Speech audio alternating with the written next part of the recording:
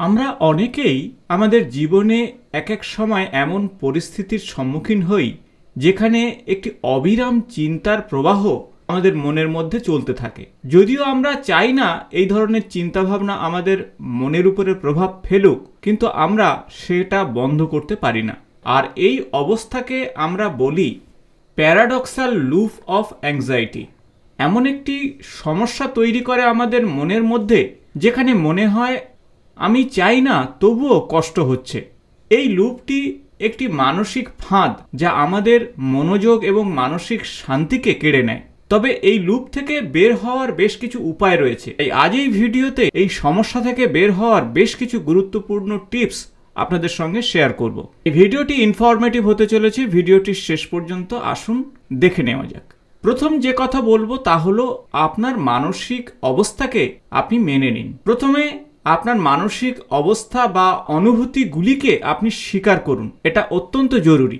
আমরা প্রায়ই নিজেদের ভেতরের যে দ্বন্দ্ব অর্থাৎ কনফ্লিক্ট বা মনের মধ্যে থাকা যে ভয় সেগুলোকে এড়িয়ে যাওয়ার চেষ্টা করি, কিন্তু যত বেশি আমরা এগুলো এড়িয়ে যাওয়ার চেষ্টা করব তত বেশি আমাদের মনের উপরে এর নেগেটিভ প্রভাব আসবে। সুতরাং প্রথম যে লক্ষ্য হবে যে অনুভূতি বা চিন্তা যেগুলো আসছে তা আভ্যন্তরীণভাবে একে মেনে নেওয়া। এটিকে মাইন্ডফুলনেস বা সচেতনতা বলা হয়। আমরা চিন্তা এবং অনুভূতিগুলির দিকে যদি মনোযোগ দিই তাহলে মনে রাখবেন এগুলো একেবারেই অস্থায়ী, কোনোভাবেই স্থায়ীভাবে আপনার মনের উপরে খারাপ প্রভাব ফেলবে না। কিন্তু যত এড়িয়ে যাবেন ততই মানসিকভাবে আপনি বিচলিত হবেন এবং ওই মানসিক দ্বন্দ্বের ফাঁদে আপনি পা দেবেন। দ্বিতীয় যে টিপসের কথা বলবো তা হলো শ্বাস প্রশ্বাসের ব্যায়াম করুন। যতক্ষণ আতঙ্ক এবং অবরুদ্ধ চিন্তাগুলি আপনার মনের উপরে প্রভাব ফেলবে তাহলে দেখবেন আপনার অটোমেটিক দ্রুত শ্বাস নেওয়া বা প্রশ্বাস বন্ধ হয়ে যাওয়ার মতন পরিস্থিতি তৈরি হতে পারে। এটি একটি সাইকোলজিক্যাল প্রতিক্রিয়া, এর ফলে আরো বেশি আপনি আতঙ্কগ্রস্ত হয়ে যাবেন। তাই ধীরে ধীরে গভীরভাবে আপনি শ্বাস নিন এবং শিথিল করুন নিজের শরীরের অন্যান্য পেশিগুলিকে। মনকে শান্ত রাখুন। শ্বাস প্রশ্বাসের যে পদ্ধতি অত্যন্ত কার্যকর, তাই শ্বাস প্রশ্বাসের ব্যায়াম আপনার মনকে আরো বেশি সুস্পষ্ট করবে, মনকে আরো বেশি শক্ত করবে এবং শরীরকে আরো বেশি শান্ত করবে। তৃতীয় যে টিপসের কথা বলবো তা হলো আপনার চিন্তাগুলিকে আপনি ভালো করে অবজার্ভ বা পর্যবেক্ষণ করুন। প্যারাডক্সিয়াল লুপ অফ অ্যাংজাইটি অর্থাৎ আতঙ্কের বিপরীতমূলক যে লুপ আমাদের চিন্তাগুলিকে দ্রুত পরিবর্তন করে ফেলে। আপনি চান না কিন্তু তবুও ওই চিন্তাগুলো আপনার মনের মধ্যে বারবার ঘুরে আসে। এই ধরনের চিন্তা প্রায়ই আমাদের মনের মধ্যে সঞ্চিত হয়। এই চিন্তাগুলোকে বিচার না করে পর্যবেক্ষণ করা অত্যন্ত গুরুত্বপূর্ণ। চিন্তা করুন কেন এই চিন্তা আসছে এবং এটি কিভাবে আপনার জন্য ভালো হবে।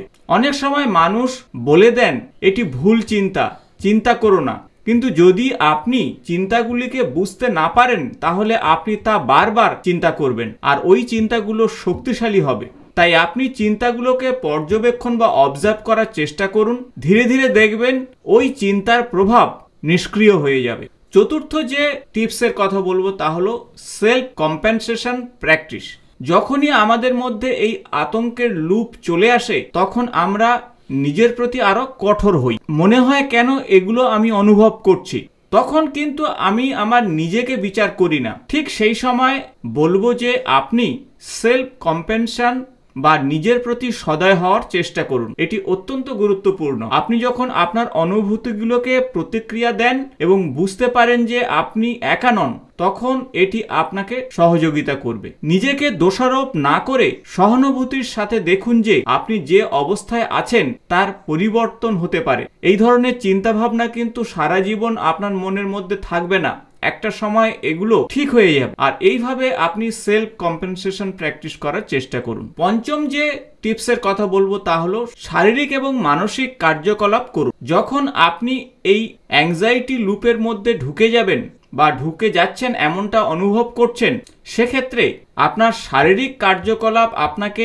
মানসিক ভারসাম্যে ফিরিয়ে আনতে সাহায্য করতে পারে। যেমন এক্সারসাইজ করুন, যোগা করুন, ঈশ্বরের নামগান করুন, মেডিটেশন করুন, হাঁটুন। এতে দেখবেন ধীরে ধীরে মন শান্ত হবে। শরীরের মধ্যে একটা গতি আনুন, আর এই গতি মানসিক অবস্থার পরিবর্তন ঘটাবে। আমাদের শরীর এক ধরনের নিরাপত্তার সংকেত পাঠায়, যা আতঙ্কের প্রভাবকে কমাতে সাহায্য করে। তাই আপনি যদি আতঙ্কের লুপের মধ্যে কোনোভাবে ঢুকে যান, অর্থাৎ বারবার একই চিন্তা করতে থাকেন, তাহলে শারীরিক এবং মানসিক অ্যাক্টিভিটির মধ্যে নিজেকে যুক্ত করার চেষ্টা করুন। 6 নম্বর যে টিপসের কথা বলবো, অর্থাৎ শেষ যে টিপসের কথা বলবো, তা হলো ছোট লক্ষ্য স্থির করুন। যখন আপনার মনের মধ্যে কোনো বড় চিন্তা বা বড় সমস্যা আসবে এবং সেগুলো নিয়ে যখন চিন্তা ভাবনা করতে থাকবেন, তখন কিন্তু আপনার মনের মধ্যে বিভিন্ন সমস্যা তৈরি হবে।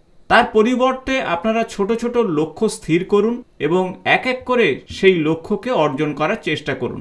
এভাবে আপনার মন আপনি যা চাইছেন না তা ঘটছে, এই চিন্তা থেকে বেরিয়ে আসতে পারবেন। এক এক করে ছোট ছোট সফলতা আসবে আপনার, এবং আতঙ্ক থেকে আপনি বেরিয়ে আসবেন এবং মনের মধ্যকার যে অশান্তির বাতাবরণ বা অ্যাংজাইটির যে বাতাবরণ, সেখান থেকে নিজেকে মুক্ত করতে পারবেন। তাই এই 6টি টিপস যদি আপনি ফলো করতে পারেন, তাহলে অবশ্যই প্যারাডক্সিয়াল লুপ অফ অ্যাংজাইটি থেকে আপনি বেরিয়ে আসতে সক্ষম হবেন।